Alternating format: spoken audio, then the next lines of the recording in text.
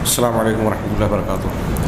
الحمد للہ رب العالمین والصلاة والسلام علی سید المرسلین وعلی آلہ وصحبہ اجمعین ومن تبعہم بإحسان الی یوم الدین۔ اعوذ باللہ من الشیطان الرجیم، بسم اللہ الرحمن الرحیم۔ اللہ الذی خلق سبع سماوات ومن الارض مثلہن یتنزل الامر بینہن لتعلموا ان اللہ علی کل شیء قدیر وان اللہ قد احاط بكل شیء علما۔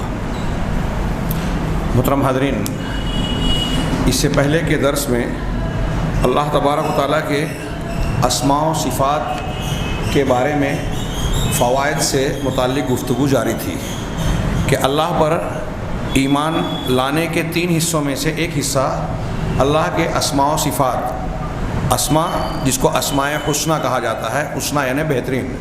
اللہ کے سارے نام حسنہ ہیں، اچھے نہیں ہیں بلکہ سب سے اچھے ہیں۔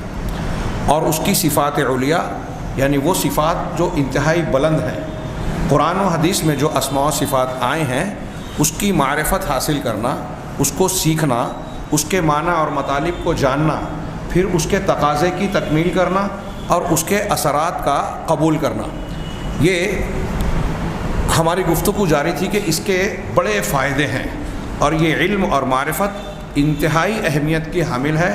یہ دنیا کے تمام علوم میں سب سے زیادہ بلند، شرف والا اور عزت والا علم ہے۔ اس معرفت سے جو شخص محروم رہا وہ دنیا کی سب سے زیادہ لذیذ نعمت سے محروم رہا۔ درمیان میں گفتگو چھوٹی تھی، یہاں صاحب کتاب، میں نے تتمے یا ضمیمے کے طور پر شیخ عبدالرزاق کی کتاب سے یہ بحث پوری کر رہا تھا، جس میں انہوں نے یہاں یہ بیان کیا کہ اللہ تبارک و تعالیٰ کی معرفت کی 2 قسمیں ہیں۔ ایک تو معرفت اقرار، جس میں کہ سارے لوگ جو اللہ کو مانتے ہیں وہ شامل ہیں۔ اقرار کی معرفت یعنی یہ کہ اللہ تبارک و تعالیٰ کے تعلق سے جو باتیں قرآن و حدیث میں یا نام آئے ہیں اس کو صرف مان لینا کہ اللہ الملک ہے، القدوس ہے، السلام ہے، المؤمن ہے، المہیمن ہے، عزیز ہے، جبار ہے، متکبر ہے۔ ابھی جو آپ نے آیتیں سنی، اس طرح کی دوسری دیگر آیات میں جو اللہ کے اسماء حسنہ اور صفات علیہ کا تذکرہ ہے اس کو مان لینا کہ یہ اللہ کا نام ہے، یہ اللہ کی صفت ہے، ہم اس پر ایمان رکھتے ہیں، تو یہ معرفت اقرار ہے۔ اس میں اچھے برے، عالم جاہل سب شریک ہیں۔ دوسری معرفت اللہ تبارک و تعالیٰ کے پہچاننے کی وہ یہ ہے کہ جو اللہ تبارک و تعالیٰ کے ان معنی، ان ناموں کے اور صفات کے معنی اور مطالب کو سمجھنے پر منحصر ہے، جس کا تقاضا یہ ہوتا ہے کہ جب کوئی آدمی ان ناموں کے معنی اور مفہوم کو سمجھے گا تو اس کے اندر اللہ تبارک و تعالیٰ سے حیا اور شرم کا جذبہ پیدا ہوگا، جیسا کہ اس سے حیا اور شرم کرنے کا تقاضا ہے۔ اللہ تبارک و تعالیٰ سے محبت کا جذبہ پیدا ہوگا جو توحید کی بنیاد ہے، اور بندہ جب جتنی زیادہ اللہ تبارک و تعالیٰ سے محبت کرے گا اتنا زیادہ اللہ کی فرما برداری اور بندگی کو قبول کرے گا۔ اسی لیے کہا گیا، اہل علم نے بیان کیا کہ توحید کی بنیاد یہ ہے کہ آپ اللہ تبارک و تعالیٰ سے سچی اور جیسی کہ اس کے محبت کا حق ہے ویسی محبت کریں۔ تو اللہ کے اسماء و صفات کی معرفت جیسے حاصل ہوگی علم کے اعتبار سے، تو یہ دل میں محبت پیدا کرے گی اس کے تعلق سے۔ کیسے؟ ابھی وہ آگے بات آ رہی ہے۔ اسی طرح اللہ تبارک و تعالیٰ کے اسماء و صفات کی معرفت کا یہ نتیجہ ہونا چاہیے کہ دل کا تعلق اس سے جڑا رہے۔ ہمیشہ بندہ اللہ کے بارے میں سوچے، اللہ تبارک و تعالیٰ کی ذات کو، صفات کو، مرضی کو دوسروں کی ذات، صفات اور مرضی پر ترجیح دے۔ اسی طرح اللہ کی ملاقات سے کا شوق رکھے، اللہ کا خوف اور خشیت دل میں رکھے، اسی طرف لوٹے، اس سے انس اور معانست رکھے، اللہ تبارک و تعالیٰ کے مخلوق کے مقابلے میں اللہ تبارک و تعالیٰ کی طرف بھاگے۔ یہ معرفت جس کے اندر ہوگی وہ اسماء و صفات کے علم کا گویا فائدہ حاصل کرنے والا انسان ہوگا۔ یہ معرفت کی دوسری قسم ہے۔ ایک تو صرف مان لینا، ایک ہے معنی اور مطلب کے ذریعے سے اللہ تبارک و تعالیٰ کے ان ناموں کا تقاضا پورا کرنا۔ صاحب کتاب کہتے ہیں کہ یہ معرفت جس سے اللہ تعالیٰ سے حیا، محبت، خشیت اور دوسری ایمانی صفات پیدا ہوتی ہیں، خوبیاں پیدا ہوتی ہیں، یہ کہہ رہے ہیں کہ یہ ایسی معرفت تمام بھلائیوں کی بنیاد ہے، سرچشمہ ہے۔ هذه المعرفة هي المصدر لكل خیر والمنبع لكل فضیلہ۔ ان کا جملہ بڑا اچھا ہے کہ ایسی معرفت، اللہ کی جانکاری اور پہچان، یہ علم، یہ ہر خیر کا سرچشمہ ہے اور ہر فضیلت کا منبع ہے۔ اس لیے کہ قرآن کو آپ دیکھیں کہ قرآن جب بندوں کو مختلف مقامات پر دعوت دیتا ہے حق کی، ہدایت کی اور ہلاکت اور بربادی کے راستوں سے روکنے کی، ڈرانے کی، اور اسی طریقے سے جتنے بھی بھلائیوں کی کا قرآن حکم دیتا ہے، ہر جگہ آپ دیکھیں گے کہ اللہ تبارک و تعالیٰ کے ناموں کا، اس کی صفات اور کمالات کا ضرور آگے پیچھے تذکرہ ہے کہ اللہ تبارک و تعالیٰ سے ڈرو، وہ بڑا شدید العقاب ہے، ہاں اللہ سے معافی اور مغفرت مانگو، وہ غفور الرحیم ہے، اللہ تعالیٰ نے فلاں فلاں حکم دیا، وہ ایسا ایسا ہے۔ آپ قرآن میں شاید ہی کوئی حکم پائیں، بلکہ کوئی حکم ایسا نہیں پائیں گے جس کے آگے پیچھے اللہ کی کوئی نہ کوئی صفت یا کوئی نہ کوئی نام نہ ہو۔ یہ اس بات کی دلیل ہے کہ جہاں جس سیاق و سباق کا اس مضمون اللہ تعالیٰ بیان کر رہا ہے، اس مضمون کے اعتبار سے اللہ کے ناموں اور صفات کا تذکرہ ہے، گویا اشارہ ہے کہ اللہ کے اس نام کا تقاضا یہ ہے کہ اللہ یہ حکم دے رہا ہے۔ اللہ نے ایک حکم دیا، اس کے بعد اپنے کسی نام کا ذکر کیا، تو اس کا مطلب یہ کہ اس نام کا تقاضا ہے کہ اللہ یہ حکم دے، اس نام کا تقاضا ہے کہ آپ یہ بندگی اختیار کریں۔ تو گویا اللہ تبارک و تعالیٰ کے ناموں کی بنیاد پر شریعت کے، قرآن کے احکامات گردش کرتے ہیں۔ اسی طریقے سے انہوں نے کہا کہ اگر اللہ تبارک و تعالیٰ نے قرآن مجید میں دلوں کو نیکیوں کی طرف لپکنے، اطاعت و فرما برداری میں جلد بازی کرنے اور ایک دوسرے سے آگے بڑھنے کا حکم دیا ہے، اسی طریقے سے اللہ کا ذکر اور اس کا شکر کرنے، اس کے حسن عبادت کا حکم کہیں دیا ہے، تو ہر جگہ آپ دیکھیں گے کہ اللہ تعالیٰ اپنی صفات کا ذکر کرتا ہے۔ جہاں اللہ اپنی ذات سے، اپنے عذاب سے ڈراتا ہے، جہاں اللہ تبارک تعالیٰ اپنے ثواب اور انعام کا شوق اور رغبت دلاتا ہے، ان مقامات پہ بھی آپ دیکھیں گے کہ اللہ تبارک تعالیٰ کے نام اور صفات آگے پیچھے ہیں۔ اسی طریقے سے اللہ تبارک تعالیٰ اپنے احکام، اوامر، نواہی اور بندے ان کی تعظیم کریں کہ جو حکم اللہ دے رہا ہے یہ اللہ کا حکم ہے، اس کی تعظیم کریں۔ اس بنیاد پر بھی آپ دیکھیں گے کہ شریعت کی پابندی یا پابند بنانے کے لیے قرآن مجید میں جہاں بھی کوئی حکم ملے گا، آپ کو اللہ کا نام آگے پیچھے ضرور پائیں گے۔ اس کو یہ مکلفین کے لیے، بندوں کے لیے گویا ایک اشارہ ہے کہ اللہ کے ان ناموں کا تقاضا یہ ہے کہ آپ اس حکم کی پابندی کریں، اپنے آپ کو اس کا پابند بنائیں۔ لہذا ایک مثال کے طور پر انہوں نے آیت نقل کی، قد سمع اللہ قول التی تجادلک فی زوجہا وتشتکی الی اللہ واللہ یسمع تحاورکما، کہ اللہ نے اس عورت کی بات کو سن لیا جو آپ سے اپنے شوہر کے بارے میں جھگڑ رہی تھی۔ یہ زہار کا واقعہ ہوا خولہ رضی اللہ تعالی عنہ کا، کہ ان کے شوہر نے عرب کے پرانے رواج کے مطابق کہہ دیا کہ تو مجھ پر ایسے ہی ہے جیسے میری ماں کی پیٹھ، اور یہ کہہ کر وہ سمجھتے تھے کہ ماں کی طرح بیوی بھی حرام ہو گئی۔ تو ایسا کرنے والوں کے لیے اس کو زہار کہا جاتا ہے عربی میں اور اصطلاح میں۔ یہ آیت جو نازل ہوئی سورہ مجادلہ کی ابتدائی اور پھر آگے کی کچھ آیتیں، اس میں اسی کا حکم بیان کیا گیا ہے۔ تو وہ عورت جس کے ساتھ یہ واقعہ پیش آیا تھا، وہ اللہ کے رسول صلی اللہ علیہ وسلم کے پاس آ کر پوچھنے لگی کہ میرے شوہر نے میرے ساتھ ایسا ایسا کیا ہے، تو آپ اس سلسلے میں کیا کہتے ہیں؟ مجھے گویا منصفانہ فیصلہ چاہیے۔ تو آپ اس کو جواب دے رہے ہیں اور وہ آپ سے بحث و تکرار کر رہی ہے۔ حضرت انس اور بعض صحابہ کہتے ہیں کہ آپ سے وہ جھگڑ رہی تھی، ہم کچھ فاصلے پر تھے، ہمیں صرف مکھیوں کے بھنبھنانے جیسی آواز آ رہی تھی، یعنی کیا بات کر رہے ہیں سمجھ میں نہیں آ رہی ہے، ہمیں سنائی نہیں دے رہا تھا جبکہ ہم تھوڑے سے فاصلے پہ وہاں موجود تھے۔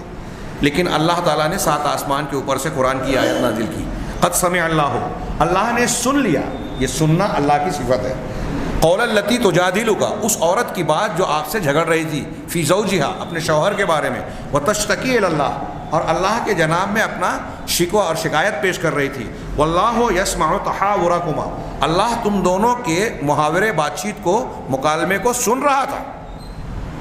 7 آسمان کے اوپر، عرش کے اوپر اللہ تبارک تعالیٰ ان کی بات سن رہا ہے، قریب کے صحابہ کرام نہیں سن رہے۔ وَإِنَّ اللَّهَ سَمِيعٌ بَصِيرٌ، یقیناً اللہ سننے والا اور دیکھنے والا ہے۔ اب یہاں انہوں نے پیش کیا یہ تھوڑے سے مقدمات بیان کر کے کہ قرآن میں آپ کوئی بھی حکم دیکھیں گے، مکلفین پر کوئی پابندی لگائی گئی، کوئی حکم بیان کیا گیا، کوئی ترغیب دی گئی، ترہیب کی گئی، یا اللہ تبارک و تعالیٰ کے کسی بھی فیصلے کا تذکرہ کیا گیا، آپ آگے پیچھے اللہ کے نام اور اس کی صفات کا تذکرہ پڑھیں گے۔ اب اس آیت میں دیکھیے، قد سمع، یہ اللہ کی صفت ہے، سمع سنا، اللہ نے سننا صفت ہوئی، اور آیت کے اخیر میں واللہ یسمع تحاورکما ان اللہ سمیع بصیر، اللہ تعالیٰ سننے والا اور دیکھنے والا ہے۔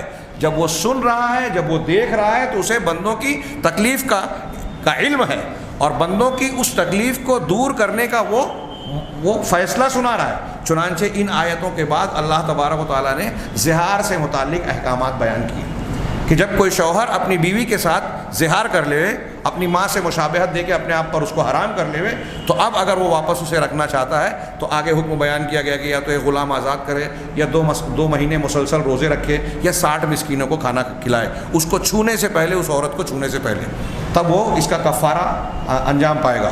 اسی طریقے سے آپ دیکھیں گے کہ اللہ کے رسول صلی اللہ علیہ وسلم سے خطاب اللہ تعالیٰ نے کہیں کیا، کوئی حکم بیان کیا، آپ سے کوئی سوال کیا جا رہا ہے اس کا تذکرہ کیا، نماز کا حکم دیا، یا نماز کا جو حکم دیا ہے آپ پوری نماز کو دیکھیے، پورا کا پورا اگر غور سے دیکھیں تو اللہ کا ذکر ہے۔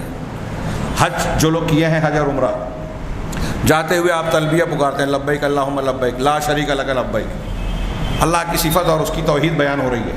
ہاں، آپ طواف کر رہے ہوں، مقام ابراہیم پر کھڑے ہو کے نماز پڑھ رہے ہوں، ہاں، صفا مروہ کی سعی کر رہے ہوں، پہاڑ پہ کھڑے ہو کے دعا مانگ رہے ہوں، صفا اور مروہ پر، یا مینا میں جا کے قیام کیا ہو، یا مزدلفہ میں ہو، یا عرفات میں قیام ہو، ہر جگہ آپ دیکھیں کہ ذکر و اذکار، دعا، اللہ کے نام اور صفات کا تذکرہ، اللہ تبارک و تعالیٰ کی عظمت و کبریائی کا اعلان، اس کی توحید کا اعلان، اس کی حمد و ثنا اور شکر و ذکر کا بیان، ہر جگہ اللہ کا ذکر ہے۔ اس اعتبار سے آپ غور کریں تو اللہ دراصل پوری شریعت کا محور، جو ہم توحید اور اللہ کو ماننے کی بنیاد پر مسلمان ہوتے ہیں، اور دین کو ماننے یا نہ ماننے کا ہمارا تعامل ہوتا ہے، وہ سارا کا سارا اللہ کی معرفت پر گردش کرتا ہے، اور ہمارے اعمال کی ساری بنیادیں اللہ تبارک و تعالیٰ کے اسماء و صفات پر گھومتی ہیں۔ تو ظاہر سی بات ہے، جتنا ہم اس کو سمجھ کر ان عبادات کو انجام دیں گے، جب نماز پڑھتا ہے ایک بندہ، تو ایک بندہ یوں ہی اللہ اکبر کہہ رہا ہے، اس کے معنی اور مفہوم کو نہیں سمجھ رہا ہے، الحمدللہ رب العالمین الرحمن الرحیم، الرحمن الرحیم اللہ کا نام، رب العالمین اللہ کا نام، صفاتی نام۔ اب ایک آدمی یوں ہی پڑھ رہا ہے، عبادت ہو گئی، یہ ایمان یا معرفت اقرار کی حیثیت سے ہو گیا کہ ہم مان رہے ہیں، پڑھ رہے ہیں، لیکن ایک بندہ اس کو سمجھ رہا ہے، اس کے معنی اور مفہوم کی گہرائیوں کو سے واقفیت حاصل کر کے جب اسے اس ذکر کو ادا کر رہا ہے، تو اس کے اثرات اس کے قلب پر، اس کے دل پر، اس کے اعضاء و جوارح پر، اس کے اعمال و کردار پر لازماً پڑیں گے۔ تو معلوم ہوا کہ اللہ کی معرفت جتنی حاصل ہوگی اتنی آپ کی نماز بھی زیادہ اثردار ہوگی، اللہ کی معرفت جتنی زبردست ہوگی اتنا زیادہ آپ کے دل میں اللہ کا خوف ہوگا، اللہ تعالیٰ سے اتنی زیادہ امید ہوگی، اللہ سے اتنی زیادہ محبت ہوگی۔ جیسے جیسے آپ ناموں کو جانتے جائیں گے، اس کے معنوں کے تقاضے آپ کے دل و دماغ میں رچتے بستے جائیں گے۔ اسی بنیاد پر اگلے درس میں انہوں نے یہ بیان کیا، جو آخری چیپٹر انہوں نے کہا کہ فضل العلم باسماء اللہ و صفاتہ، اللہ کے اسماء و صفات کے فضیلت کے تیسرا اور آخری باب انہوں نے جو باندھا، مختصر سا ہی بیان کیا، لیکن اس میں 8 فائدے بیان کیے۔ انہوں نے کہا کہ اللہ تعالیٰ کے اسماء اور اس کی صفات کا علم یہ بہت ہی برکت والا علم ہے، اور بہت سارے فوائد اور نتائج، اچھے نتائج اور اچھے اثرات کو اپنے اندر سمیٹے ہوئے ہے۔ اس کی فضیلت اور اس کی معرفت کی کیا عظمت ہے، کتنا یہ عظیم الشان علم ہے، یہ ہمیں چند نیچے دیے گئے درج ذیل امور کے ضمن میں کو دیکھ کر آپ اس کو سمجھ سکتے ہیں۔ صاحب کتاب نے کہا، یہاں انہوں نے چند فوائد کا ذکر کیا، اگر صرف فائدے جمع کیے جائے اللہ کے اسماء و صفات کے، ہماری زندگی پر، ہمارے اعمال پر کیا اثرات پڑتے ہیں، تو ایک کتاب اس پر مستقل تیار ہو سکتی ہے۔ انہوں نے 3 صفحے میں یہ چند کا تذکرہ کیا۔ سب سے پہلے اولا انہوں نے کہا کہ ان ھذا العلم اشرف العلوم وافضلها واعلاها، کہ یہ علم سب سے زیادہ شرف والا علم ہے، سب سے افضل ہے، اور سب سے مقام و مرتبہ کے اعتبار سے سب سے بلند اور سب سے اونچا علم ہے، اس لیے کہ علم کا شرف اس کے معلوم کے شرف کے اعتبار سے ہوتا ہے۔ پچھلے درس میں یہ بات میں نے وضاحت سے بتائی ہے کہ جس علم سے آپ کا شغف اور اشتغال ہے، تعلق ہے، وہ کس چیز سے اور کیا فائدہ ہے اس کا، اس اعتبار سے آپ کے اس علم اور جانکاری کا مقام اور مرتبہ طے ہوتا ہے۔ اب ہم جب اللہ کے اسماء و صفات یا اللہ کی معرفت حاصل کرنے کی کوشش کرتے ہیں یا اس علم میں پڑھتے ہیں، تو ہم کس کے بارے میں جانکاری حاصل کر رہے ہیں؟ اللہ کی ذات کے بارے میں، اس کی صفات کے بارے میں، اس کی عظمت و کبریائی اور وحدانیت کے بارے میں۔ اس سے بڑھ کر کائنات میں اور کوئی چیز ہے ہی نہیں، لہٰذا اس کا علم حاصل کرنا سارے علوم میں علی الاطلاق بغیر کسی قید کے دنیا کے جتنے بھی علوم ہیں سارے علوم میں سب سے بہتر علم، سب سے فضیلت والا علم یہ ہے کہ ہم اللہ کی جانکاری اور معرفت حاصل کریں. اسی لیے کہا ولا اشرف ولا افضل من العلم باللہ واسمائہ وصفاتہ الواردہ فی کتابہ العزیز و سنتہ الکریم، کہ اللہ تبارک و تعالیٰ کے اسماء اور اس کے صفات جو قرآن میں، اس کی کتاب عزیز میں اور رسول اللہ صلی اللہ علیہ وسلم کی سنت کریم میں نازل ہوئے ہیں، اس سے بڑھ کر کوئی اشرف اور افضل کوئی چیز ہے ہی نہیں. اسی وجہ سے اس میں مشغول ہونا، اس پر توجہ دینا، اس کو سمجھنا، اللہ کے ناموں کے معنی اور مفہوم کو، اس کے تقاضوں کو سمجھنا، یہ سب سے بڑے مقصد کے حاصل کرنے کی کوشش ہے. یہ نمبر 1 ہو گیا. نمبر 2 ثانیاً انہوں نے کہا کہ اللہ تبارک و تعالیٰ کی معرفت اور اللہ تبارک و تعالیٰ کے ناموں کا اور اس کی ذات کا جاننا، جانکاری اور علم حاصل کرنا، یہ اللہ کی محبت کی طرف دعوت دیتی ہے، اس کی تعظیم کی طرف دعوت دیتی ہے. کیسے؟ یہاں انہوں نے اختصار کے ساتھ کہا، آپ غور کیجئے، میں نے اس سے پہلے شاید بیان کیا، جیسے محبت کی طرف دعوت دیتی ہے. دنیا میں کسی انسان کو کسی سے محبت کیوں ہوتی ہے؟ محبت کے بہت سارے اسباب ہوتے ہیں. آپ کو بعض لوگوں سے اس لیے محبت ہوتی ہے کہ وہ آپ پر احسان کرنے والے ہیں. سب سے بڑا احسان دنیا میں انسان پر ماں باپ کرتے ہیں، تو ماں باپ کا احسان ہے، فطری طور سے ان سے محبت ہونی چاہیے. اگر کوئی محبت نہیں کرتا تو وہ فطرت سے ہٹا ہوا ہے. اسی طریقے سے تو ایک ہوتا ہے احسان کرنا. اب اس محبت کے معیار پر آپ دیکھیے کہ دنیا میں پیدائش سے لے کر موت تک، بلکہ پیدائش سے پہلے سے لے کے مرنے کے بعد تک، ہم پر، آپ پر، دنیا کی ساری مخلوق پر سب سے بڑا احسان، سب سے زیادہ احسان کس کا ہے؟ حقیقی احسان اللہ کا ہے. جب بندہ جانے گا کہ ماں باپ کا میرے اوپر احسان ہے، فلاں کا احسان ہے، فلاں کا، لیکن یہ احسان بھی دراصل اللہ کی طرف سے، تو جب یہ جانے گا کہ اللہ تعالیٰ نے ہمیں اتنے احسانات سے نوازا، اتنے انعامات دیے، اتنی رحمتیں ہیں اس کی، تو فطری طور سے اس کو اللہ سے محبت ہونی چاہیے. محبت کی ایک وجہ یہ کہ آپ کسی بھوکے کو کوئی آدمی کھانا کھلا دے تو اس کے کھانا کھلانے والے کے تعلق سے دل میں محبت ہوگی نا. ایک مرتبہ اس کھانے کا وہ پیدا کرنے والا نہیں ہے، کھلا دیا، بس ذریعہ بن گیا. اب جب یہ معلوم ہو کہ اصلی کھانا کھلانے والا تو اللہ ہے. جتنی بھی اس طرح کی نعمتیں، غور کرتے جائیے کہ ہم کو کیا کیا ملا. ہم تن پہ ہمارے کپڑے ہیں، ہمارے بھائی بہن ہیں، رشتہ دار ہیں، سب نعمت ہے. ہم کو اللہ تعالیٰ نے صلاحیت دی، آنکھ، کان، دل، ناک، یہ پورا جسم، اور جسم کے اندر کتنی نعمت ہے. کھانے پینے کی کتنی نعمت ہے، لذت کے کتنے سامان، عیش و تفریح کے کتنے اسباب مہیا کیے. ساری چیزیں اللہ کے احسانات ہیں. اگر بندہ ان احسانات پر غور کرے، اور ظاہر سی بات ہے کہ یہ احسانات اللہ کے ناموں اور اس کے صفات، کاموں سے پتہ چلے گی کہ اللہ تعالیٰ بارش برساتا ہے، بارش سے پیڑ پودے، پھل فروٹ سب پیدا ہوتے ہیں، اس سے ہمیں غذا ملتی ہے، اس سے دوائیں بنتی ہیں، اس سے سامان تفریح بنتا ہے، اس سے ساری چیزیں بنتی ہیں جو ہم استعمال کرتے ہیں. اور بہت ساری چیزیں اللہ نے جانوروں کو پیدا کیا، ان کی کھال چمڑیاں ہیں، ان سے دودھ نکلتا ہے، ان کا گوشت ہم استعمال کرتے ہیں، ان کے جسم سے اور بہت ساری قیمتی چیزیں ملتی ہیں، جیسے ہرن کے پیٹ سے نافع، ہرن کے نافے سے جو ہے مشک نکلتی ہے، اس سے خوشبو بھی ملتی ہے، دواؤں میں بھی استعمال ہوتا ہے. ہاں، مچھلیوں سے بہت کچھ ملتا ہے. جو عنبر جو ہے ایک بہت بڑی مچھلی ہے، اس سے خوشبودار عنبر حاصل ہوتا ہے جس میں خوشبو بھی ہے اور دوا کا کام بھی کرتی ہے. مچھلیوں کا یا آبی حیوانات کے بہت سارے فوائد ہیں. یہ ساری نعمتیں اللہ نے دی. ایسے غور کرتے جائیے، کرتے جائیے، کرتے جائیے. جتنا غور کریں گے اتنے احسانات سامنے آئیں گے. وَإِن تَعُدُّوا نِعْمَةَ اللَّهِ لَا تُحْصُوهَا، اگر اللہ کی نعمت کو گننا چاہو تو شمار نہیں کر سکتے. تو ظاہر سی بات ہے جب اللہ کو اس طرح بندہ پہچانے گا تو دل میں محبت پیدا ہوگی یا نہیں ہوگی؟ ہوگی. یہ حقیقی محبت ہوگی. اسی طریقے سے یہ اللہ تبارک و تعالیٰ کی تعظیم کی طرف بلاتی ہے. تعظیم اللہ کے ناموں کو، میں مثال دے رہا ہوں صرف، یہ 2-3 بہت ساری باتیں انہوں نے کہی. اگر ایک ایک کی مثالیں دیں تو کئی درس اسی میں چلا جائے، اور پھر بھی ناقص اور ادھورا ہی رہے گا معاملہ، کیونکہ اللہ تعالیٰ کے اسماء و صفات کا مضمون جو ہے وہ بحر ناپیدا کنار ہے. کہ ایسا سمندر ہے جس کا کوئی ساحل نہیں ہے. تو اللہ تعالیٰ کی تعظیم، اب یہ بات، یہ مضمون بھی آپ کئی مرتبہ سن چکے ہیں، پڑھ چکے ہیں. اللہ کتنا عظیم ہے، کتنا بڑا ہے. اس سے پہلے میں نے کئی بار ذکر کیا ہے، یہ دنیا جس میں ہم رہتے ہیں اس کو دیکھیے کتنی بڑی ہے، اس کا رقبہ بیان کیا جاتا ہے. پھر ہمارے سامنے سورج ہے، سورج دنیا سے کتنا بڑا ہے. فلکیات والے کہتے ہیں کہ اتنے اتنے لاکھ گنا بڑا ہے، 9 لاکھ یا جو بھی. کیا سورج سب سے بڑا ستارہ ہے؟ فلکیات میں نہیں.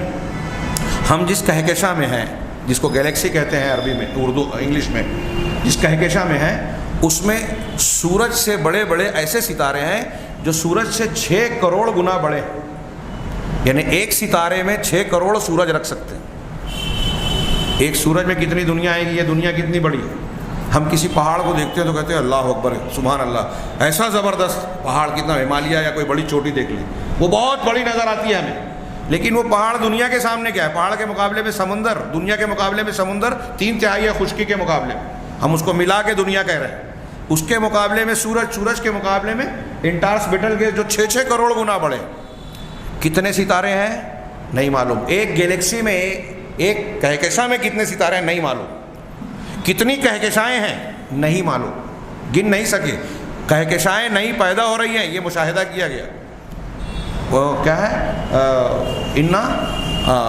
قرآن نے کہا انا خلق والسماء خلقناها بأید وإنا لموسعون، آسمانوں کو، یہاں آسمان سے مراد فضائے بسیط ہے، یہ جو فضا ہے اس آیت میں اس سے مراد ہے کہ اس فضائے بسیط کو ہم نے پیدا کیا اور ہم اس کو کشادہ کر رہے ہیں، وإنا لموسعون، اس کو بڑھاتے جا رہے ہیں، یعنی اس میں مزید ترقی ہو رہی ہے، اضافہ اور کشادگی ہو رہی ہے۔ اب یہ کتنا بڑا، اس کے مقابلے میں جو ہے آسمان کتنا بڑا، کہکشاں جتنی بھی بڑی ہو رہی ہے، آسمان ان کو گھیرے ہوئے ہے، تو ان سب سے بڑا آسمان ہے۔ آسمان سے کرسی بڑی، کرسی سے عرش بڑا۔ اللہ تعالیٰ نے بتایا قرآن و حدیث میں، قرآن میں کہا والسماء والارض جميعا قبضته یوم القیامہ۔ ابھی اللہ کی صفت اور نام، اس کی عظمت معلوم کرنے کے لیے میں بتا رہا ہوں، یہ تصور کیجئے کہ اتنی بڑی بڑی مخلوق ہے تو ان کو پیدا کرنے والا، چلانے والا، اپنے کن کے حکم کا تابع بنانے والا کیسی عظیم ذات ہے۔ اللہ تعالیٰ نے فرمایا کہ الارض جميعا قبضته یوم القیامہ، پوری زمین قیامت کے دن اللہ کی مٹھی میں ہوگی۔ اب اللہ کتنا بڑا ہے، یہ زمین مٹھی میں ہوگی۔ والسماوات مطویات بیمینہ، اور 7 آسمان اللہ کے داہنے ہاتھ میں لپٹے ہوئے ہوں گے۔ اتنا بڑا آسمان اللہ کے داہنے ہاتھ میں لپٹے ہوئے ہوں گے۔ حضرت عبداللہ بن عباس رضی اللہ تعالیٰ عنہ کا صحیح سند سے ثابت قول ہے کہ مس السماوات السبع والارضین السبع فی ید الرحمن الا کخردلۃ فی ید احدکم۔ اللہ اکبر، کہ 7 آسمان اور 7 زمین رحمان کی ہتھیلی میں ایسے ہی ہے جیسے تم میں سے کسی شخص کے، یعنی ہمارے اور آپ کے کسی شخص کے ہاتھ میں رائی کا دانہ، رائی کا دانہ آپ اپنی ہتھیلی میں رکھ لیں، اس کی کیا حیثیت ہے، اس کو جیسے چاہے موڑ لے، توڑ لے، مسل دے میں، پھینک دے میں، لپیٹ دے میں، غائب ہو جائے گی، دکھائی نہیں دے گی۔ تو ہماری مٹھی میں جس طریقے سے رائی کا دانہ ہے، حضرت عبداللہ ابن عباس ترجمان القرآن رضی اللہ تعالیٰ عنہ فرماتے ہیں کہ اللہ رحمان کے ہاتھ میں ایسے ہی 7 آسمان ہیں۔ اب اللہ کتنا بڑا ہے، کتنا عظیم ہے، یہ اس کی ذات کی بات ہو رہی ہے۔ ہاں، 7 آسمان اس کے داہنے ہاتھ میں۔ اب جب بندہ اللہ کے ان صفات کو جانے گا تو اس کے دل و دماغ میں اللہ کی عظمت، کبریائی، وقار، بلندی بیٹھی۔ اللہ کو بھوک نہیں لگتی، کائنات کا ہر مخلوق جو انسان ہے جنہیں بھوک لگتی ہے، محمد رسول اللہ صلی اللہ علیہ وسلم کو بھی بھوک لگتی تھی، کھانا کھاتے تھے۔ حضرت عیسیٰ اور حضرت مریم کے بارے میں قرآن نے کہا کانا یاکلان الطعام، وہ دونوں کھانا کھاتے تھے۔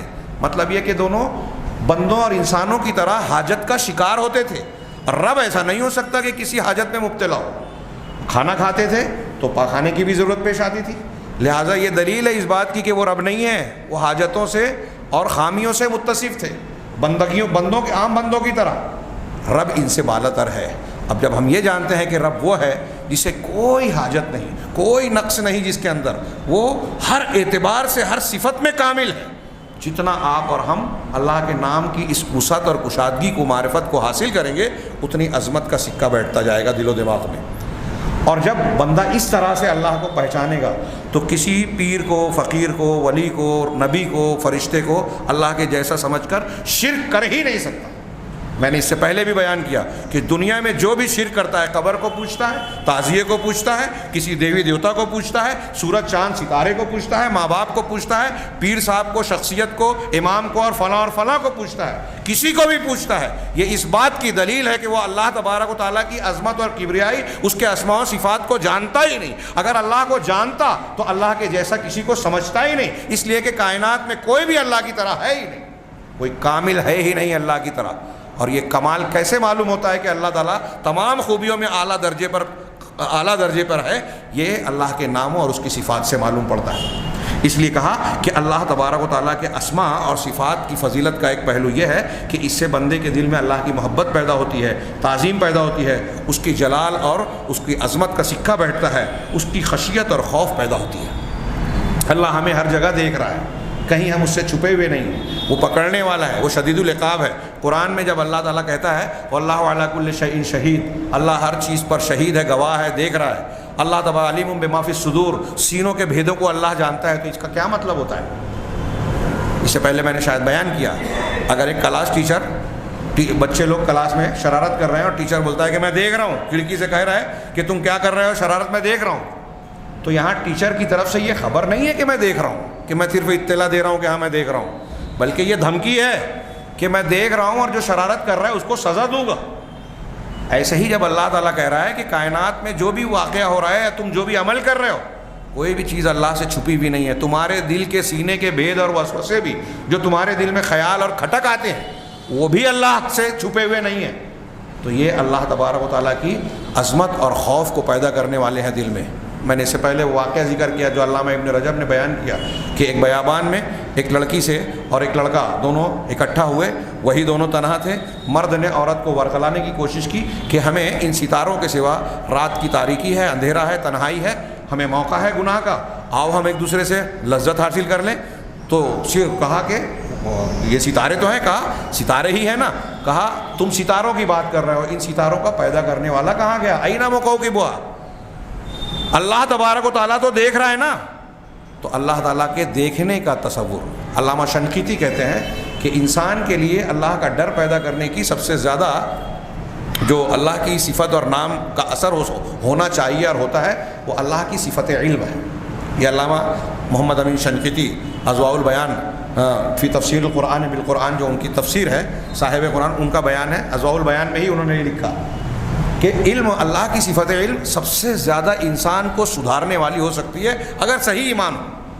تو انہوں نے اس کی مثال دی کہ فرض کیجئے کہ ایک بادشاہ ہے، ہاں بادشاہ دربار میں بیٹھا ہے، درباری اس کے سامنے ہے اور پتہ ہے کہ یہ بادشاہ بڑا ظالم، بڑا سخت گیر ہے، اگر کوئی گناہ یا قانون کی خلاف ورزی یا الٹی سیدھی حرکت کسی رعایا میں سے کسی سے سرزد ہو جائے تو بادشاہ اس کو بہت سخت سزا دیتا ہے، یہ سب کو معلوم ہے۔ اب بادشاہ تخت پر بیٹھا ہے اور اس کے بازو میں، اس کے آس پاس میں اس کی ملکہ یا شہزادیاں بیٹھی ہیں، اس کی موجودگی میں اس کے سامنے کیا پتہ ہے کہ بادشاہ اتنا سخت ہے، درباریوں میں سے کسی کی یہ ہمت ہو سکتی ہے کہ وہ بادشاہ کے سامنے بدتمیزی کرے یا غلط نگاہ یا غلط انداز میں اس کی ملکہ یا شہزادی کی طرف نگاہ اٹھائے، غلط نگاہ اٹھا کر دیکھ سکے؟ ایسا ہو سکتا ہے؟ جبکہ بادشاہ دیکھ رہا ہے، سامنے موجود ہے، تو ظاہر سی بات ہے، یہ تصور کیجئے اس پس منظر کا جو علامہ شنقیطی سمجھانے کے لیے بیان کر رہے ہیں۔ اب ایسے ہی اگر بندے کو یہ یقین ہو کہ بادشاہوں کا بادشاہ رب العالمین اللہ تبارک و تعالیٰ ہمیں ہر جگہ دیکھ رہا ہے، اگر ہم کسی چٹان کی تہوں کے اندر بھی گھس جائیں تو بھی اللہ سے چھپ نہیں سکتے، اللہ ہر جگہ ہم کو دیکھ رہا ہے اور اللہ تعالیٰ پوری قدرت رکھتا ہے، اور ہمارے مر جانے کے بعد ہم کسی بھی شکل میں کہیں بھی چلے جائیں، پرندوں کے پیٹ میں چلے جائیں، درندوں کا لقمہ بن جائیں، پانی میں جا کے سڑ گل جائیں یا مٹی میں مل کر ہڈی اور مٹی کا ٹکڑا بن جائیں، ہر حال میں اللہ ہم کو دوبارہ زندہ کرے گا اور حساب کتاب لے گا، اور وہ پکڑے گا تو ہمارے ان گناہوں کی سزا دے گا جو ہم نے اللہ کی نافرمانی میں کیا ہے۔ فَمَن يَعْمَلْ مِثْقَالَ ذَرَّةٍ خَيْرًا يَرَهُ وَمَن يَعْمَلْ مِثْقَالَ ذَرَّةٍ شَرًّا يَرَهُ۔ جب اللہ کو اس طرح بندہ پہچانے گا تو اس کے دل میں خوف ہوگا کہ اللہ جب ہمیں ہر جگہ دیکھ رہا ہے تو ہم کہیں بھی چھپ کر، اس سے چھپ کر گناہ نہیں کر سکتے، کوئی بھی گناہ کریں، یہاں تک کہ دل کے اندر اگر کوئی عزم اور پروگرامنگ اور منصوبہ بندی کرتے ہیں کہ ہم ایسا ایسا گناہ کریں گے، وہ بھی اللہ سے چھپا ہوا نہیں ہے، تو بندہ اپنے آپ کو اندر سے، باہر سے، عمل سے، دل سے، ہر اعتبار سے سدھارے گا۔ یہ اللہ کا خوف اس کے دل میں یہ صفت پیدا کرے گی، اس صفت کا یا اس معرفت کا یہ نتیجہ ہوگا۔ تو یہ چیز اللہ کا خوف پیدا کرتی ہے، اللہ سے امید پیدا کرتی ہے۔ جب بندہ جانتا ہے، اللہ کے ناموں کو پڑھتا ہے کہ اللہ غفور ہے، بہت بخشنے والا ہے، تواب ہے، خوب توبہ کو قبول کرنے والا ہے، ہاں رحیم اور رحمان ہے، ہاں بڑی رحمت والا ہے، اس کی رحمت کی کوئی یعنی حد نہیں ہے، تو اس کے دل میں امید پیدا ہوتی ہے کہ میں اگرچہ گنہگار ہوں، مجھ سے بہت سارے گناہ سرزد ہوئے ہیں، لیکن اللہ اتنا رحمان و رحیم ہے، اگر میں سچے دل سے توبہ کروں تو اللہ کے جناب میں کوئی مایوسی کی بات نہیں ہو سکتی، وہ ضرور قبول کرے گا۔ اس سے بندے کے دل میں امید جاگے گی، اور جب امید جاگے گی تو آپ دنیا کے ماحول میں دیکھیے کہ ایک آدمی امتحان میں، آج لڑکے لڑکیاں فیل ہوتے ہیں، خودکشی کرتے ہیں، ایک پرابلم کی حیثیت سے میڈیا میں یہ آتا رہا ماضی میں کہ کسی ناکامی سے، کوئی کاروبار میں ناکام ہو گیا، دیوالہ نکل گیا، مندی آ گئی تو کسی نے خودکشی کر لی۔ کسانوں کی خودکشی والا ہمارے یہاں معاملہ خبروں میں زینت بنتا رہتا ہے۔ یہ کون لوگ کرتے ہیں؟ یہ دنیا دار جو اللہ کو نہیں پہچانتے۔ اگر اللہ کو آدمی پہچانے گا تو زندگی میں بڑی سے بڑی ناکامیابی کا شکار ہو جائے، بڑے سے بڑے نقصان سے دوچار ہو جائے، وہ مایوس ہو کر خودکشی نہیں کرے گا۔ تو بندہ اگر اللہ کے ناموں کو پہچانے گا تو امید ہوگی اس کے اندر بہادری آئے گی، اس کے اندر خودداری آئے گی، اللہ کے لیے عمل کا اخلاص آئے گا۔ جب اللہ کو پہچانے گا تو یہ بات ہوگی کہ صرف اللہ کے لیے کام کرنا چاہیے۔ اسی لیے میں کہتا ہوں کہ ہمارے ہاں جتنے آپس کے جھگڑے ہیں، اقتدار کا جھگڑا کہ مجھے صدر نہیں بنایا، مجھے سیکریٹری نہیں بنایا، میری رائے کو قبول نہیں کیا، میرا نام رپورٹ میں نہیں چھپا، ایسے جتنے جھگڑے ہیں، جو یہ جھگڑا کرتا ہے وہ چاہے جتنی تعویل کر لے، الا ماشاء اللہ، ظاہر میں یہی معلوم ہوتا ہے کہ ان کے اندر اخلاص نہیں ہے۔ اخلاص، اللہ کے لیے آپ نے عمل کیا ہے تو آپ اللہ تعالیٰ سے اجر و ثواب چاہتے ہیں، نام ہو یا نہ ہو، عہدہ ملے یا نہ ملے۔ آپ کے ذہن و دماغ میں، ہمارے ذہن و دماغ میں یہ ہونا چاہیے کہ اللہ ہمیں دیکھ رہا ہے، اجر و ثواب دینے والا وہ ہے، نفع نقصان کا مالک وہ ہے، ہمیں اللہ کی خوشنودی مطلوب ہے۔ جب ہمارے سامنے اللہ کی معرفت ہوگی، اس کے اسماء و صفات کا علم صحیح ڈھنگ سے ہوگا تو ہم صرف اسی کو خوش کرنے کی کوشش کریں گے۔ یہ نہیں سوچیں گے کہ یہ نماز پڑھ رہے ہیں، روزہ رکھ رہے ہیں، یا فلاں نیک کام کر رہے ہیں، یا صدقہ و خیرات کر رہے ہیں، غریبوں کو کچھ مدد کر رہے ہیں تو اخبار میں فوٹو چھپے۔ جب آپ اخبار میں فوٹو چھپنا چاہ رہے ہیں تو اس کا مطلب اللہ کا اجر و ثواب نہیں چاہ رہے ہیں، اللہ کی خوشنودی نہیں چاہ رہے ہیں، وہ سیکنڈ نمبر پہ ہے۔ اور ایسے عمل کو اللہ قبول نہیں کرتا جس میں اللہ کی خوشنودی کے ساتھ آپ کی نیت میں کوئی اور چیز شامل ہو جائے۔ یہ قرآن و حدیث سے ثابت مضمون ہے۔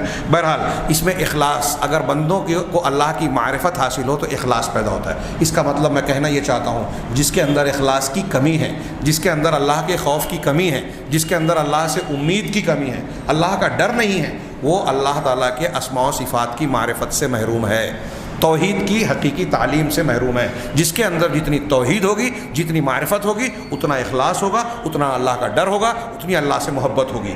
ہاں، وَكُلَّمَا قَوِيَتْ، یہ آگے انہوں نے کہا کہ ان کا ہی جملہ ہے کہ جیسے جیسے بندے کے دل میں یہ معرفت مضبوط ہوگی تو اللہ تبارک و تعالیٰ کی طرف اس کی توجہ بڑھتی جائے گی، اللہ تبارک و تعالیٰ کے اپنے آپ کو اللہ کے حوالے کرنے میں وہ زیادہ آگے بڑھتا جائے گا، اپنے آپ کو اللہ کی شریعت، اس کی شریعت کا پابند بناتا جائے گا اور اس کے احکامات کا التزام کرے گا۔ اس نے جن چیزوں سے منع کیا ہے اتنا زیادہ بندہ اس سے بچنے والا بن جائے گا، جتنا اس کے اندر اللہ کی معرفت مضبوط ہوگی۔ تیسرے نمبر پر انہوں نے اسماء و صفات کی معرفت کا فائدہ بتاتے ہوئے کہا کہ اللہ تبارک و تعالیٰ، ان کی عبارت کا میں ترجمہ اپنے الفاظ میں کر رہا ہوں، اللہ تبارک و تعالیٰ اپنے اسماء اور صفات کو پسند کرتا ہے۔ اللہ کو پسند ہے اپنے نام اور اپنی صفات جو اس نے قرآن میں بتایا، رسول کو بتایا، نام اور صفات پسند ہے۔ اور اسی طریقے سے اللہ تبارک و تعالیٰ کو یہ بھی پسند ہے کہ اس کے ناموں کا جو خوبیاں ہیں، اس کے ناموں کے آثار اور اثرات بندوں میں، مخلوق میں پیدا ہوں۔ جیسے انہوں نے مثال دی، ہاں، اور یہ اللہ تبارک و تعالیٰ کے کمالات کے لوازم میں سے ہے، یعنی یہ بھی اس کی خوبی کا حصہ ہے کہ اللہ جن خوبیوں سے متصف ہے وہ چاہتا ہے کہ میری مخلوق اور بندوں میں بھی وہ اچھائیاں پیدا ہوں۔ جیسے کہتے ہیں فَهُوَ وِتْرٌ يُحِبُّ الْوِتْرَ، اللہ طاق عدد ہے، ایک ہے اور طاق کو پسند کرتا ہے۔ اب نماز میں بھی اس نے حکم دیا، ہم فرض کی جتنی نمازیں پڑھتے ہیں سب جفت ہے سوائے مغرب کی، ہاں، فجر، ظہر، عصر، عشاء، چاروں جو ہے جفت عدد ہے۔ مغرب کو طاق عدد رکھا، اس مغرب کو پڑھنے سے دن بھر کی ساری نماز طاق عدد ہو جاتی ہے۔ نوافل 2 رکعت ہے، صلاۃ اللیل مثنا مثنا، رات کی نماز 2 رکعت ہے، 2 رکعت آپ پڑھتے جائیں، لیکن جب رات ختم ہونے لگے تو 1 رکعت یا 3 رکعت، حقیقت میں 1 ہی رکعت ہے، وطر پڑھ کے سب کو طاق بنا دیا، طاق عدد۔ تو اللہ وطر ہے، طاق ہے اور طاق عدد کو پسند کرتا ہے۔ ہاں، جمیل یحب الجمال، اللہ جمیل ہے، خوبصورت ہے اور خوبصورتی کو پسند کرتا ہے۔ اب اللہ تبارک و تعالیٰ نے ہم کو خوبصورتی عطا کی ہے تو کپڑا جو ہمیں دیا ہے اس کو ہم اچھے سے اچھے ڈھنگ سے پہنیں، اپنے آپ کو صاف صفائی کے ساتھ رکھیں۔ اللہ یہ پسند کرتا ہے، طہارت کو پسند کرتا ہے، خوبصورتی کو پسند کرتا ہے۔ خوبصورتی صفائی میں ہے، تو خوبصورتی کی جتنی چیزیں ہو سکتی ہیں ہم اسے اختیار کریں۔ ہاں، اللہ جمیل ہے، جمال کو علیم ہے، یحب العلماء، اللہ علم والا ہے، علیم ہے اور علماء کو پسند کرتا ہے۔ اس کا مطلب اس میں ترغیب ہے کہ بندے علم حاصل کریں۔ جیسے جیسے آپ علم حاصل کریں گے گویا اللہ کے آپ محبوب بندے بنتے جا رہے ہیں۔ جواد ہے، یحب الجواد، یحب الاجواد، اللہ خود سخی ہے، جواد یعنی سخی، ہاں، احسان، خوب احسان کرنے والا، سخاوت کرنے والا۔ تو اللہ خود سخی ہے اور اپنے بندوں میں سے ان بندوں کو پسند کرتا ہے جو دوسروں پر سخاوت کرتے ہیں، سخی بندوں کو پسند کرتا ہے، بخیل کو نہیں۔ اسی طرح اللہ قوی ہے، ہاں، والمؤمن القوی احب الیہ من المؤمن الضعیف، اللہ طاقتور ہے اور طاقتور مومن اللہ کے نزدیک کمزور مومن سے زیادہ پسندیدہ ہے۔ اللہ شرم والا ہے، حیی، ہاں، ہے نا حدیث میں کہ جب بندہ اللہ تبارک و تعالیٰ کے جناب میں دونوں ہاتھ اٹھا کے دعا مانگتا ہے تو اللہ تبارک و تعالیٰ کو شرم آتی ہے کہ بندے کے ہاتھ کو خالی لوٹا دے۔ تو اس طرح اللہ شرم والا ہے اور اہل حیا کو، شرم کرنے والوں کو اللہ پسند کرتا ہے۔ اللہ تواب ہے، یہاں تواب اللہ کا معنی کریں گے تو اس کا ترجمہ کریں گے کہ خوب توبہ کو پسند کرنے، خوب توبہ کو قبول کرنے والا، توبہ کو خوب قبول کرنے والا تواب۔ اور بندے کو جب تواب کہیں گے تو اس کا مطلب ہوگا خوب توبہ کرنے والا۔ فرق سمجھ لیجیے، ہم تواب ہیں، توبہ کرنے والے، اللہ تواب ہے، توبہ کو قبول کرنے والا۔ تو اللہ توبہ کو پسند کرتا ہے اور خوب توبہ کو قبول کرنے والا ہے، تو توابین کو جو خوب توبہ کرتے ہیں ان کو پسند کرتا ہے، ان سے محبت رکھتا ہے۔ اللہ شکور ہے، ہاں، جو کوئی اس کی فرما برداری کرتا ہے، اس کی بندگی کرتا ہے تو اس کی قدردانی پروردگار کرتا ہے۔ اسی طرح جو شکر گزار بندے ہیں اللہ ان کو پسند کرتا ہے۔ صادق ہے، اللہ کا جھوٹ سے بلند و بالا ہے، اللہ کی ذات پاک ہے، وہ جو کہتا ہے سچ کہتا ہے۔ تو بندوں میں سے بھی اللہ کو وہی بندے پسند ہیں جو سچ بولنے والے ہیں۔ محسن ہے، احسان کرتا ہے بندوں پر، مخلوق پر، ساری مخلوقات پر۔ تو بندوں میں سے بھی جو محسن ہے انہیں پسند کرتا ہے۔ وہ رحیم ہے، رحماء کو رحمت اور مہربانی کرتا ہے، شفقت کرتا ہے دوسروں پر، اسی طرح مہربان لوگوں پر پسند کرتا ہے۔ اپنے بندوں میں وہی اس کو پسند ہے۔ انما یرحم من عبادہ الرحماء، یہ حدیث کا ٹکڑا ہے کہ اللہ تعالیٰ اپنے بندوں میں سے ان کو پسند کرتا ہے جو دوسروں پر رحمت و شفقت کا برتاؤ کرتے ہیں۔ وہ ستیر ہے، یحب من یستر علی عبادہ، ستیر جو بندوں کے عیوب کی پردہ پوشی کرنے والا۔ تو ایسے بندوں کو پسند کرتا ہے جو دوسروں کے عیب چھپاتے ہیں۔ آج ہمارے ہاں دوسروں کے عیب کو ظاہر کرنا کمال سمجھا جاتا ہے، خبر کے طور پر نقل کرتے ہیں، غیبت اور چغلی کے طور پر بیان کرتے ہیں، اور پھر جو لوگ جتنی زیادہ غیبت کرتے ہیں وہ اتنے زیادہ اس حدیث کو بیان کرتے ہیں کہ اللہ کے رسول نے اور قرآن نے غیبت کرنے سے منع کیا ہے، مردہ بھائی کے گوشت کو کھانے سے منع کیا ہے۔ غیبت کرتے جائیں گے اور کہیں گے کہ میں غیبت نہیں کر رہا ہوں، اپنے آپ کو تسلی دیتے ہیں۔ تو بہرحال اللہ تبارک و تعالیٰ پردہ پوشی کرنے والا ہے اور اپنے بندوں میں سے پردہ پوشی کرنے والوں کو پسند کرتا ہے۔ اللہ معاف کرنے والا ہے، ان لوگوں کو پسند کرتا ہے بندوں میں سے جو دوسروں کو معاف کرتے ہیں۔ اسی طرح اللہ برٌ، یہاں اس کا ترجمہ بھی احسان کرنے والا ہوتا ہے، یعنی بھلا سلوک کرنے والا، اور اپنے بندوں میں سے ان لوگوں کو پسند کرتا ہے جو صاحب حسن سلوک اور اچھائی والے ہیں۔ عدل، اللہ عدل ہے، انصاف کرنے والا، اور اپنے بندوں میں سے انصاف کرنے والوں کو اور انصاف کی صفت کو پسند کرتا ہے، ظلم اور ظالمین کو ناپسند کرتا ہے۔ اسی طریقے سے یہ جیسے جیسے بندے میں یہ خوبیاں آتی ہے، پروردگار اپنے بندوں کو ان صفات کے موجود ہونے یا نہ ہونے کے اعتبار سے مقام، درجہ اور اجر اور ثواب اور سزا اور گناہ دیتا ہے۔ اب جس کے اندر عدل و انصاف ہے، جس کے اندر احسان ہے، جس کے اندر رحم ہے، جس کے اندر دوسروں کے عیب چھپانے کی صفت ہے، جس کے اندر خوبیاں ہیں، اس کو اللہ اجر دیتا ہے۔ جتنی خوبیاں اتنا زیادہ اجر دے گا۔ جن کے اندر اس کی ضد ہے، یعنی ظلم کرتے ہیں، لوگوں کے عیب کو لوگوں میں بیان کرتے ہیں، الزام تراشی کرتے ہیں، معاف نہیں کرتے، لوگوں کے ساتھ رحمت اور شفقت کا برتاؤ نہیں کرتے، بلکہ غصہ، انتقام اور ان کو تکلیف دینے والا کام کرتے ہیں، تو اللہ تبارک و تعالیٰ اسی اعتبار سے ان کو سزا دے گا۔ یعنی جیسے ان کے یہ اعمال ہوں گے، یہ سارے چیزیں جو عمل اور نتیجے کی اور اس کے بدلے کی بات ہے، یہ سب اللہ تبارک و تعالیٰ کے اسماء و صفات کے نتائج ہیں۔ اس کو جاننے سے ہم کو یہ پتہ چلے گا کہ اللہ تعالیٰ کے اندر یہ خوبی ہے اور اللہ تعالیٰ اس خوبی کو پسند کرتا ہے۔ اب ہم اس خوبی کو اختیار کریں گے تو اجر پائیں گے، اس خوبی کے خلاف عمل کریں گے تو سزا پائیں گے۔ چوتھے نمبر پر اللہ تعالیٰ کے اسماء و صفات کی معرفت کی کا فائدہ بتاتے ہوئے انہوں نے ذکر کیا کہ اللہ تبارک و تعالیٰ نے مخلوق کو پیدا کیا اور عدم سے ناموجودگی سے، عدم سے جو وجود بخشا، اور سارے آسمانوں اور زمین کو جو مسخر کیا، انسان کی عقل اور اس کی صلاحیتوں کا تابع بنایا اس کائنات کو۔ آج انسان اپنے سے بہت بڑی بڑی مخلوق کو توڑ رہا ہے، کاٹ رہا ہے، تابع بناتا ہے۔ ہاتھی ہو اور گائے بیل ہو، اس کو گرا کے ذبح کر لیتا ہے، اپنا تابع بنا لیتا ہے، اپنا غلام اور خادم بنا لیتا ہے۔ تو یہ آسمانوں اور زمین کو جو اللہ تبارک و تعالیٰ نے انسان کا مسخر بنایا پیدا کرنے کے بعد، یہ کیوں بنایا؟ قرآن کہتا ہے تاکہ وہ اللہ کی معرفت حاصل کریں اور اس کی عبادت کریں، توحید کو اختیار کریں۔ یہ ساری تخلیق کیوں ہے؟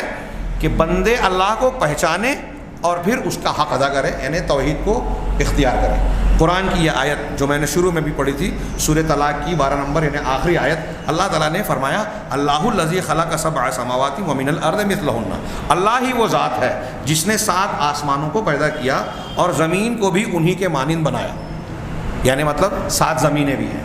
اب زمین 7 ہے کا کیا مطلب ہے؟ علماء نے کئی اقوال بیان کیے۔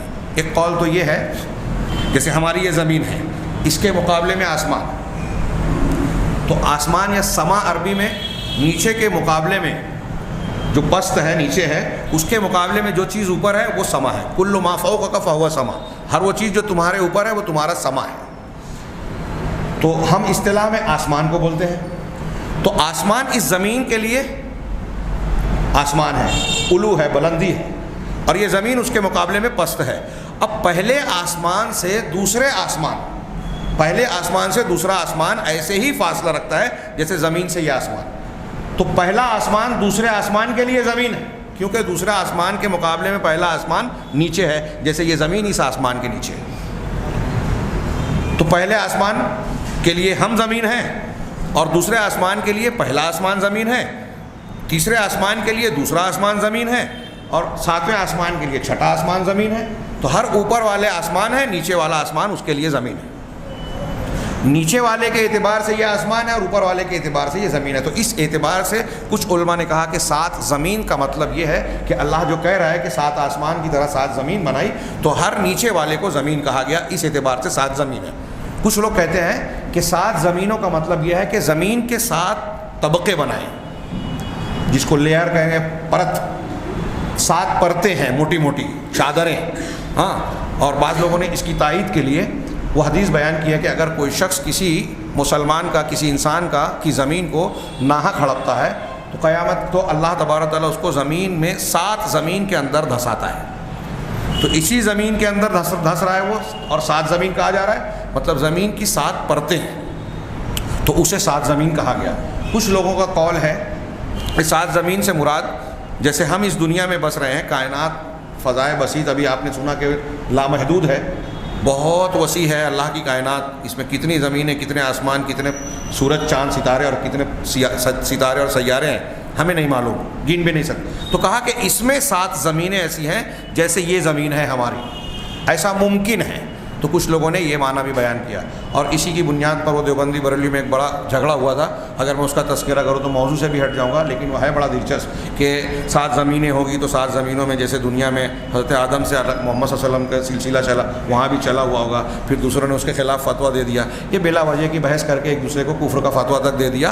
حالانکہ جب اللہ تبارک و تعالیٰ نے، رسول اللہ صلی اللہ علیہ وسلم نے کوئی چیز ہمیں جتنی بتائی ہے اتنا ہی ماننا چاہیے۔ غیب کو ماننے کا طریقہ ہمارے یہاں یہی ہے، جو نہیں بتایا اس میں بلا وجہ دماغ نہیں لگانا چاہیے۔ بہرحال تو یہ اللہ تعالیٰ نے قرآن کی اس آیت میں فرمایا سورہ طلاق میں کہ اللہ تعالیٰ نے 7 آسمانوں کو پیدا کیا اور انہی کے مانند 7 زمینوں کو، مانند زمینوں کو، یتنزل الامر بینہن، سارے حکم اللہ کے انہی کے درمیان اترتے ہیں۔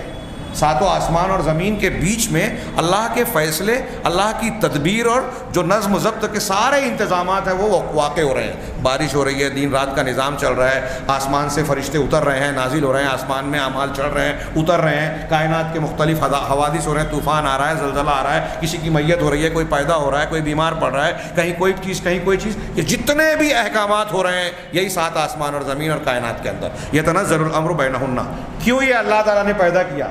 اب یہ آگے اگلا ٹکڑے میں اللہ نے فرمایا لِتَعْلَمُوا أَنَّ اللَّهَ عَلَىٰ كُلِّ شَيْءٍ قَدِيرٌ، تاکہ تم جان جاؤ، تم کو اس بات کا علم ہو جائے کہ اللہ تبارک و تعالیٰ ہر چیز پر قادر ہے۔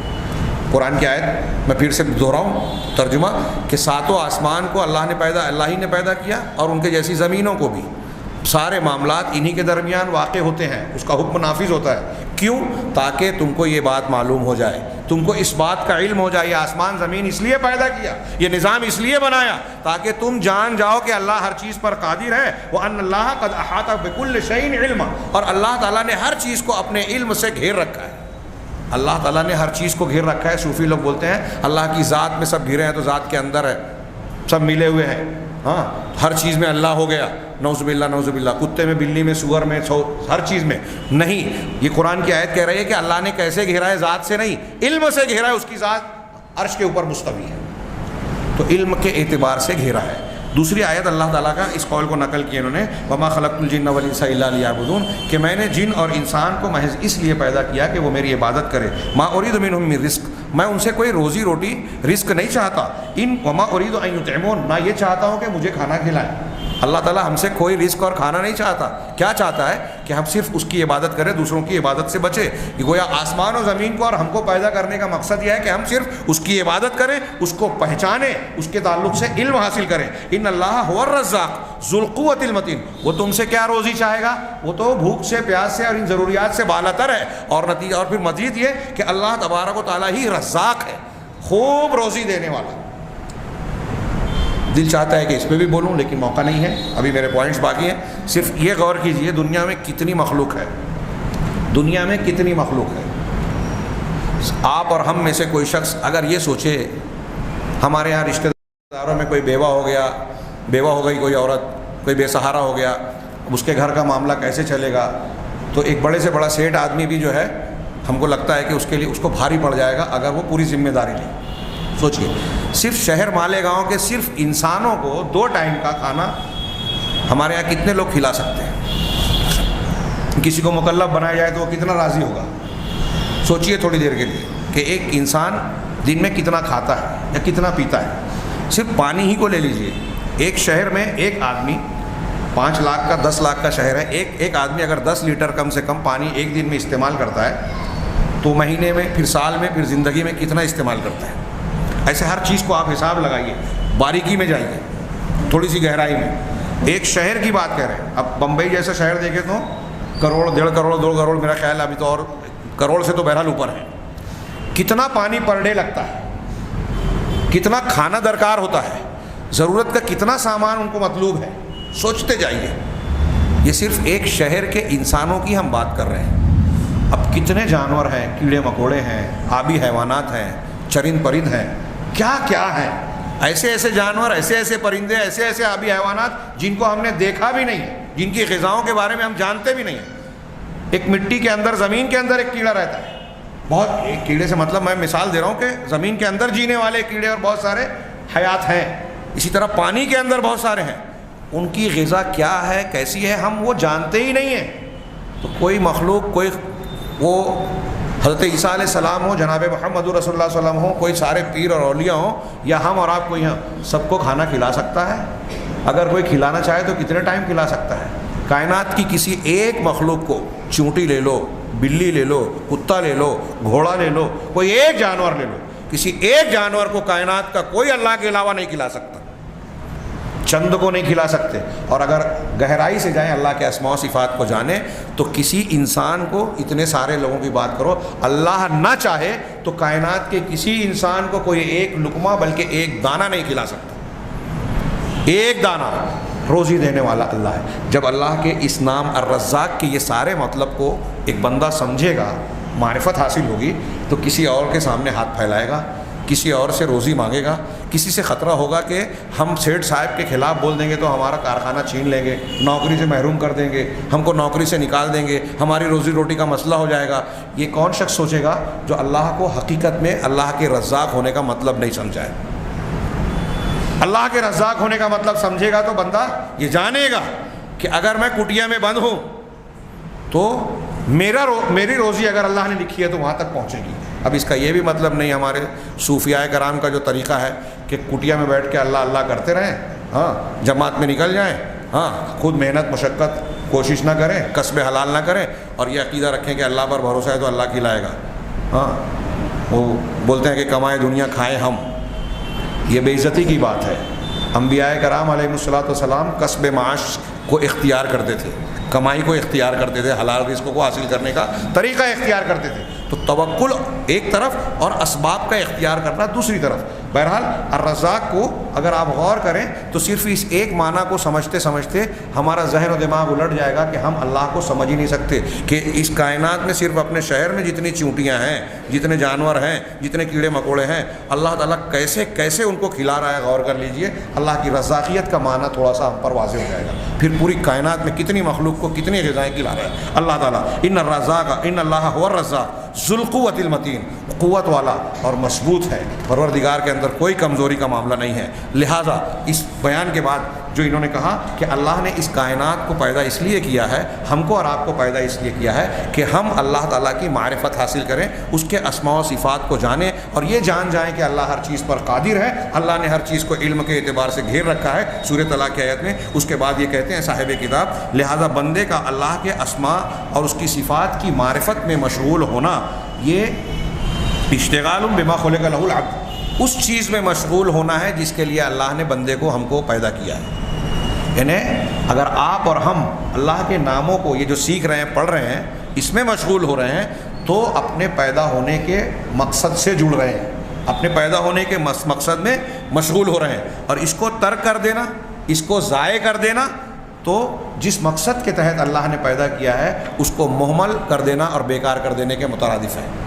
کہ اللہ نے ہم کو جس مقصد سے، اگر ہم اللہ کے اسماء و صفات کو اور اللہ کی ذات کی معرفت حاصل نہیں کر رہے ہیں تو گویا یہ قرآن کی جو 2 آیتیں ہم نے پڑھی اس کی روشنی میں ہم اس مقصد کو چھوڑ رہے ہیں جس کے لیے اللہ نے ہم کو پیدا کیا. وَلَا يَنبَغِي لِعَبْدٍ فَضْلُ اللَّهِ عَلَيْهِ عَظِيمٌ وَنِعَمُهُ عَلَيْهِ مُتَوَالِّةٌ أَن يَكُونَ، اور کوئی بندہ جس پر اللہ کی اتنی عظیم نعمتیں ہیں اور مسلسل اللہ کے انعامات سے وہ جو بہرہ ور ہو رہا ہے، ایسے کسی بندے کے لیے جائز نہیں ہے، مناسب نہیں ہے کہ وہ اپنے اس پروردگار اور پالنہار سے جاہل ہو اور اس کی معرفت سے اپنے آپ کو الگ رکھے، اس سے اعراض اختیار کرے، یعنی اس سے روگردانی کرے کہ اللہ تبارک و تعالیٰ کی معرفت حاصل کرے. یہ بہت ہی ناشکری کی بات ہے اور محرومی کی بات ہے. 5واں نقطہ انہوں نے جو بیان کیا وہ یہ ہے کہ اسماء و صفات اللہ کی معرفت سے کیا فائدے حاصل ہوتے ہیں. تو انہوں نے کہا کہ اللہ کی یہ ایمان، اللہ پر ایمان کے 6 ارکان میں سے ایک رکن جو ہے وہ اللہ پر ایمان ہے، اللہ کی معرفت ہے. اور یہ رکن سب سے افضل، سب سے جلیل القدر، 6 ارکان میں سب سے افضل رکن، سب سے جلیل القدر اور سب سے اہم، جس کو ہم اصل الاصول کہتے ہیں، بنیادوں کی بنیاد. ہمارے سارے ایمان میں سے 6 چیزیں ایمان کی بنیاد ہیں، اسی کو ہم پڑھ رہے ہیں. ان 6 بنیادوں میں سب سے بنیادی اور سب سے فضیلت والی بنیاد اللہ پر ایمان ہے.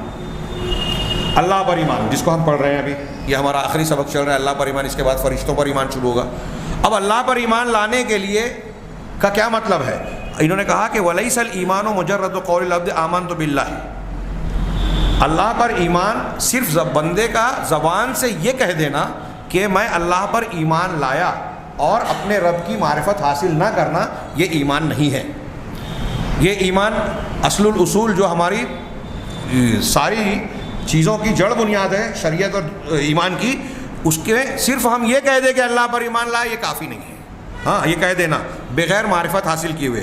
بل حقیقت الایمان ان یعرف ربہ، بلکہ ایمان کی حقیقت یہ ہے کہ بندہ اپنے پروردگار کی رب کی معرفت کو حاصل کرے، یؤمن بہ، اس پر ایمان لائے اور اپنی پوری کی پوری کوشش اور محنت اللہ تعالیٰ کے اسماء و صفات کو جاننے میں صرف کر دے، یہاں تک کہ یقین کے درجے پر پہنچ جائے. اللہ تبارک و تعالیٰ کے ان ناموں کے سلسلے میں اسے یقین ہو کہ اللہ ایسا ہے، اللہ کی ذات اتنی عظیم الشان ہے، اللہ کے اندر کوئی نقص اور خامی ہی نہیں. ان چیزوں کے سلسلے میں یقین کے درجے کو پہنچ جائے. اور آگے انہوں نے کہا کہ جتنا اپنے پروردگار کو بندہ پہچانے گا، معرفت حاصل کرے گا، اتنا ہی زیادہ اس کا ایمان اونچا ہوگا اور بڑا ہوگا، مضبوط ہوگا.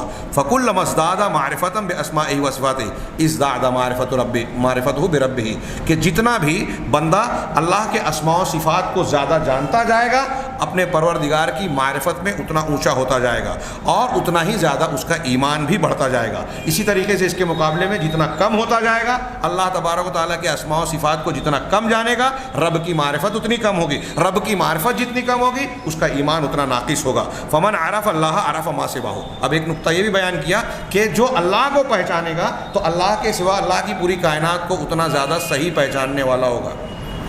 یہ ایک نقطہ سمجھ لیجئے۔ اسی لیے جو صحیح مومن ہے، صحیح علماء ہیں، قرآن و حدیث کو جاننے والے صحیح علماء، اور خاص طور سے اسماء و صفات کو جاننے والے علماء، جتنا کائنات کو صحیح طریقے سے یہ سمجھتے ہیں، اگر کوئی شخص وقت کا، جیسے آج بولا جاتا ہے کہ 20ویں صدی کا سب سے بڑا سائنٹسٹ آئنسٹائن ہے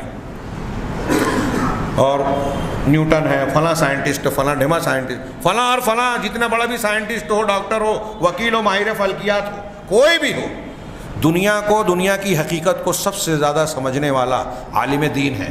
اور عالم دین میں، علماء دین میں وہ عالم جو اللہ تبارک و تعالیٰ کی سب سے زیادہ معرفت رکھتا ہے۔ وہ معرفت رکھنے والا اپنے عمل سے، کردار سے، اپنے نشست و برخاست سے اس کا کردار ظاہر ہوگا کہ یہ کتنی معرفت رکھتا ہے اللہ سے۔ میں نے کہا اگر ایک آدمی کے اندر اخلاص نہیں ہے، اگر ایک آدمی کے اندر اللہ تعالیٰ کا ڈر نظر نہیں آتا تو اس کا مطلب اس کے اندر علم نہیں ہے۔ اسی بنیاد پر اللہ نے قرآن میں کہا ہے انما یخشی اللہ من عبادہ العلماء، اللہ سے اس کے عالم بندے ہی ڈرتے ہیں۔ اس کا مطلب جو اللہ سے نہیں ڈرتا، کتنی بڑی بھی ڈگری والا ہو، جاہل ہے قرآن کے اعتبار سے۔ لہذا کہا کہ جو شخص رب کو جتنا زیادہ پہچانے گا وہ رب کے ما سوا کائنات کی چیزوں کو اتنا زیادہ جاننے والا ہوگا، اور جو شخص رب کا جاہل ہوگا، جتنا زیادہ رب کو نہ پہچاننے والا جاہل اور لا علم ہوگا، وہ رب کے علاوہ کائنات کی ساری چیزوں کے تعلق سے اتنا بڑا جاہل ہوگا۔ اب ایک سائنٹسٹ یہ سمجھ رہا ہے کہ اس مادے کے اندر یہ فائدہ تو ہے، لیکن اس کے پیدا ہونے کا مقصد کیا ہے، اس کی حقیقت کیا ہے، وہ نہیں جان رہا ہے، اس لیے کہ ایمان نہیں جان لاتا۔ وَلَٰكِنَّ أَكْثَرَ النَّاسِ لَا يَعْلَمُونَ، سورہ روم میں اللہ نے کہا کہ اکثر لوگ علم نہیں رکھتے۔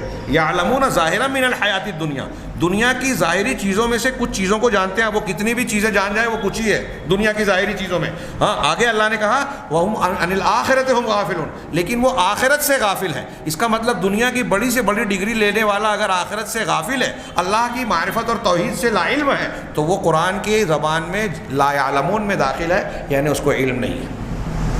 اللہ نے فرمایا یہ جو دعویٰ انہوں نے کیا کہ رب کو جتنا پہچانے گا دوسری چیزوں کو بھی بندہ اتنا ہی پہچانے گا، رب کو سے جتنا جاہل ہوگا دوسروں چیزوں کے متعلق بھی اتنا ہی جاہل ہوگا۔ اس کی قرآن کی ایک اور پیاری دلیل دی سورہ حشر کی۔ اللہ نے فرمایا وَلَا تَكُونُوا كَالَّذِينَ نَسُوا اللَّهَ فَأَنسَاهُمْ أَنفُسَهُمْ أُولَٰئِكَ هُمُ الْفَاسِقُونَ، تم ان لوگوں کی طرح مت ہو جاؤ جنہوں نے اللہ کو بھلا دیا، اللہ کو فراموش کر دیا۔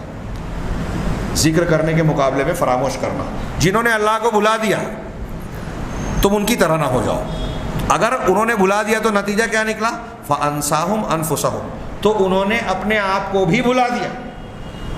اولئک هم الفاسقون، یہی لوگ بے حکمے ہیں، دین یا اطاعت سے نکل جانے والے ہیں۔ یہاں دیکھیے انہوں نے کتنا زبردست استدلال کیا کہ قرآن کہہ رہا ہے کہ جو اللہ کو بھلا دیتا ہے وہ اپنے آپ کو بھلا دیتا ہے۔ کیا مطلب ہے اس کا؟